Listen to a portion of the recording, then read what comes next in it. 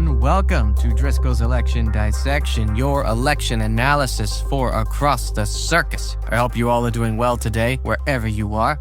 Well, it's our first show of the year 2025 and our first show of the second Trump administration, which, as you may have noticed in the news, has already been very busy. And also, something else that's busy is election season, which has finally started for this year. Now, as we mentioned back in our last show in December, it is an off-year election this year, meaning there aren't as many elections happening. But that doesn't mean there's going to be some action along the way. We're going to focus on a lot of international elections this year, and, of course, special congressional elections, which is exactly what we're going to talk about today. For Tuesday, January 28th, there are two special primary elections for two House seats.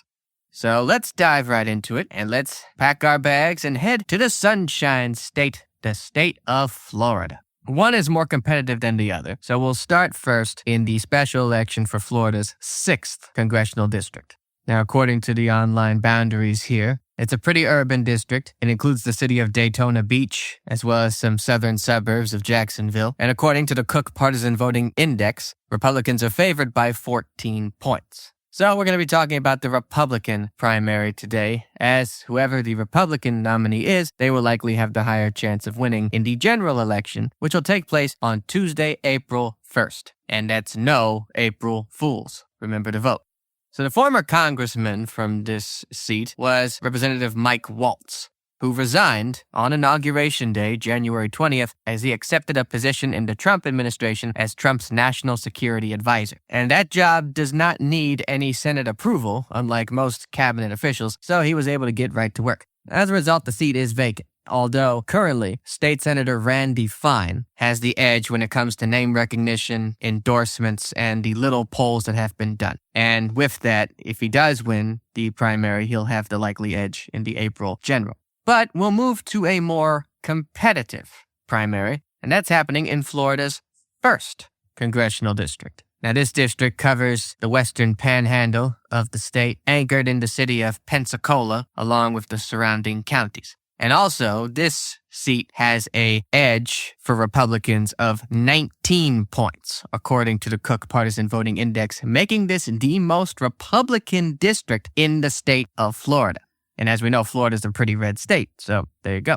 Now, the former representative for Florida's 1st congressional district was Republican Representative Matt Gaetz. You may have heard of him.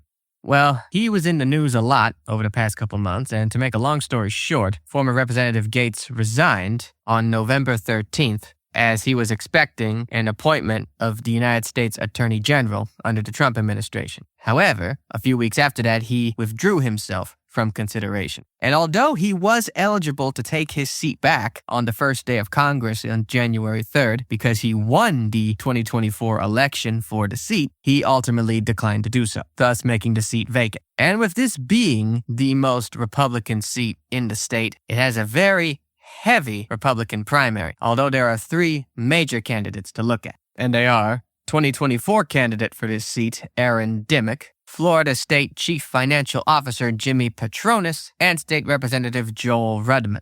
Now, there hasn't been a lot of polls, there has been fundraising, and Patronis seems to have the lead there, as well as endorsements, including the endorsement of the now current President Donald Trump, a Florida resident. So that may help him in the primary. We'll just have to wait and see. So, those two primary elections will be taking place on Tuesday, January 28th, and the winners of these primary elections will move on to the general election on Tuesday, April 1st. And as always, I say, if you are a registered voter in the state of Florida, I don't care who you vote for, but I do care that you vote. So please do. Thank you for listening to Driscoll's Election Dissection. If you would like to learn more about the show, go online to aljitproductions.com/acrossthecircus. If you're willing to learn more about elections in your area, be sure to check out politics1.com as well as ballotpedia.com. And be sure to listen to us on any podcasting form you like. Thank you all for listening, and I will see you all very soon.